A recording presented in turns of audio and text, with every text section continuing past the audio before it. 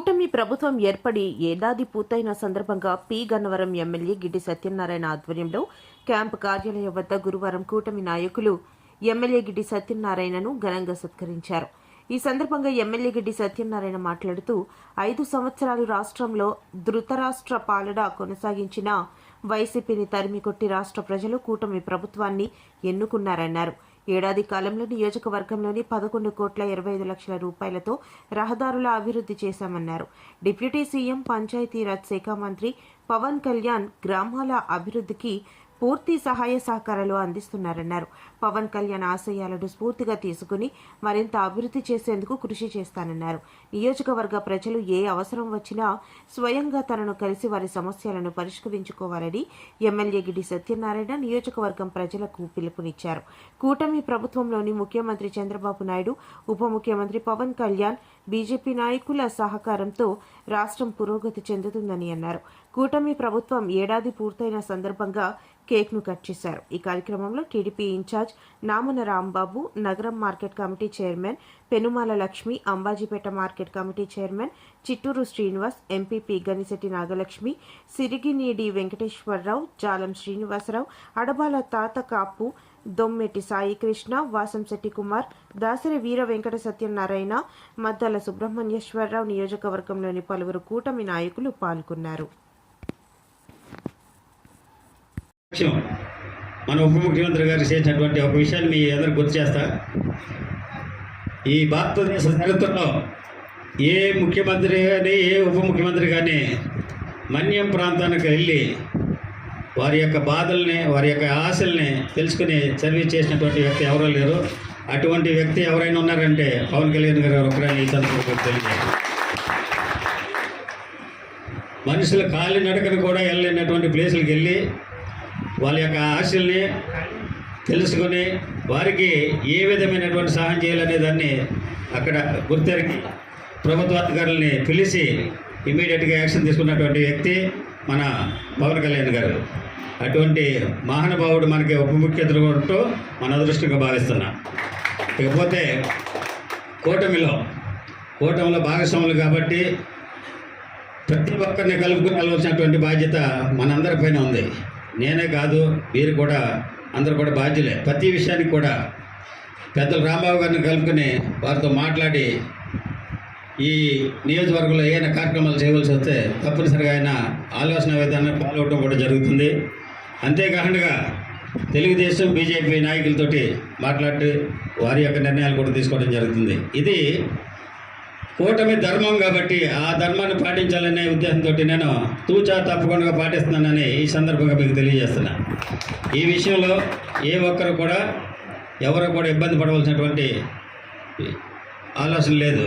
ఎందుకనంటే మన నాయకులు ఎవరైతే మోడీ గారు ఉన్నారో, మోడీ గారి ఆధ్వర్యంలో చంద్రబాబు నాయుడు గారు సీనియారిటీ మీద మన యువ నాయకులైనటువంటి పవన్ కళ్యాణ్ గారు చొరవతోటి నడుస్తున్నటువంటి ఈ ఎన్డీఏ ప్రభుత్వాలని వారికి అనుగుణంగా, వారి ఆశయాలకు అనుగుణంగా కూడా మనం నడుచుకోవాలన్నటువంటి బాధ్యత మనపై ఉన్నదని ఈ సందర్భంగా మీకు తెలియజేస్తున్నా.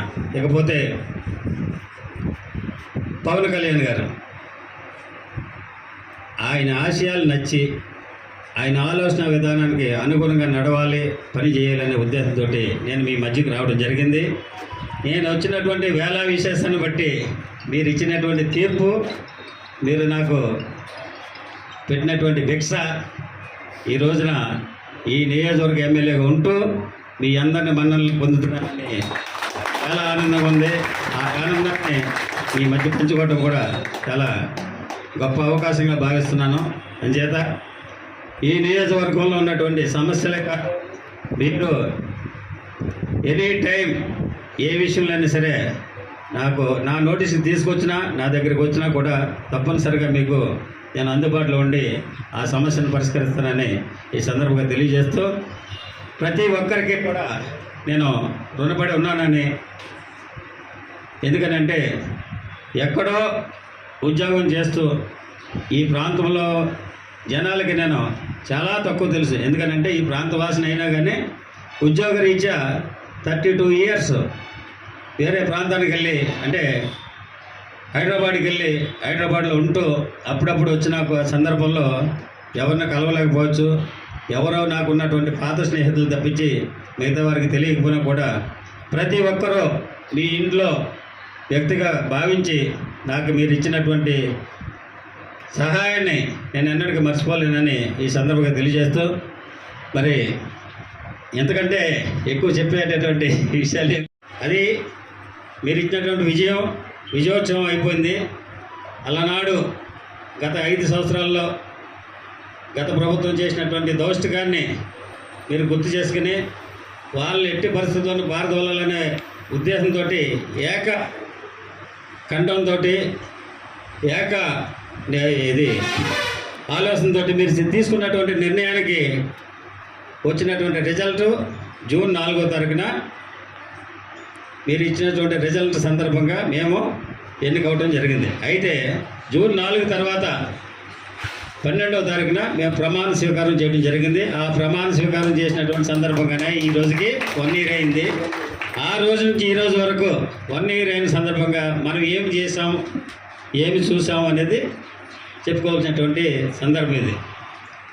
ఈ సంవత్సర కాలంలో ప్రభుత్వం ఏర్పడిన తర్వాత ప్రప్రథమంగా ప్రభుత్వం తీసుకున్నటువంటి నిర్ణయం పెన్షన్స్, అంటే ఈ రాష్ట్ర ప్రజల సంక్షేమం కోసం ప్రభుత్వం అంటే మన ప్రీత ముఖ్యమంత్రి వర్యులు నారా చంద్రబాబు నాయుడు గారు, ఉప ముఖ్యమంత్రి వర్యులు పవన్ కళ్యాణ్ గారు, అటు తర్వాత బీజేపీ నాయకులు కలిసి తీసుకున్నటువంటి నిర్ణయం ఈ రాష్ట్రాన్ని సంక్షేమంలో నడిపించాలనే ఉద్దేశంతో మొట్టమొదటగా తీసుకున్నటువంటి నిర్ణయమే 3,000 పెన్షన్ని 4,000 చేసి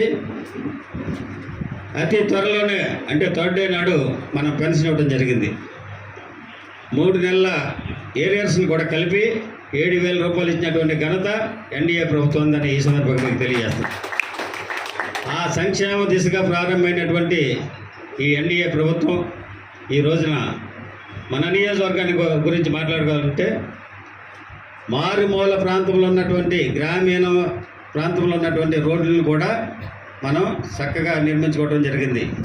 ఆ క్రమంలోనే మన ప్రీతమ ఉప ముఖ్యమంత్రి వర్యులైనటువంటి పవన్ కళ్యాణ్ గారి శాఖ మార్చులు ఏది పంచాయతీరాజ్ శాఖ మార్చులు ఆయన శాఖ తీసుకున్నటువంటి సందర్భంలో ప్రతి గ్రామంలోనూ కూడా సీసీ రోడ్లు నిర్మించుకోవడం జరిగింది.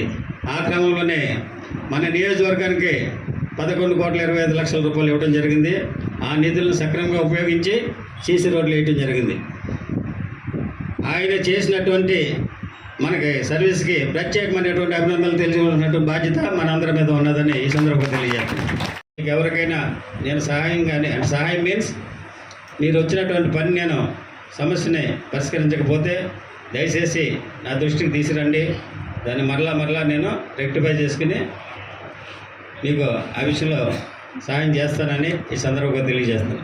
అయితే ఆ క్రమంలో ప్రత్యేకించి చెప్పాల్సినటువంటి విషయం, వీర మహిళలు పాంప్లెట్స్ తీసుకుని ప్రతి గడప తొక్కి నా గురించి చెప్పినటువంటి సందర్భాన్ని నా జీవితంలో ఎన్నడూ మర్చిపోలేను. వీర మహిళలకి నా ప్రత్యేకమైనటువంటి కృతజ్ఞతలు తెలియజేస్తున్నా. ఎందుకనంటే లేడీస్ సాధారణంగా కొద్దిసేపు తిరిగితే అలసిపోతూ ఉంటారు, కానీ వేరే మహిళలతో పాటు పెద్దవాడైనటువంటి మన ఎంపీపీ గారు కూడా అదే క్రమం వాళ్ళతో పాటు పాంప్లెట్స్ పట్టుకుని తిరగడం జరిగింది.